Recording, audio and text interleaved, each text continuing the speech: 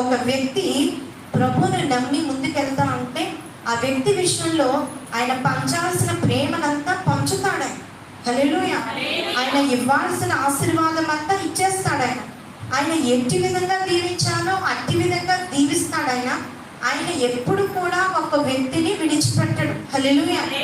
ఎందుచేతనగా దేవుడు మనకు అన్యాయము చేయడు. నేను దేవుడిని నమ్మానండి, దేవుడి సన్నిధికి వచ్చాను, నాకు అన్యాయం జరిగింది అనడానికి మనం సరిపోం. ఎందుచేతనగా ప్రభు అన్యాయం చేయడమ్మా, వింటున్నారా?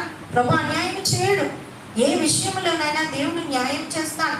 మన శ్రమలలో వచ్చే మన క్రియలను బట్టే, మన పాపము బట్టే, మన దోషములను బట్టే, మనకున్న శ్రమలు, ఆ శ్రమలన్నింటిలో నుండి దేవుడు మనలను లేవనెత్తుతాడు. యోబు అంటూ ఉన్నాడు, నాతో మాట్లాడుతున్న మనుషులారా, దేవుడు అన్యాయము చేయట అసంభవము, సర్వశక్తుడు దుష్కార్యము చేయట అసంభవం. సర్వశక్తి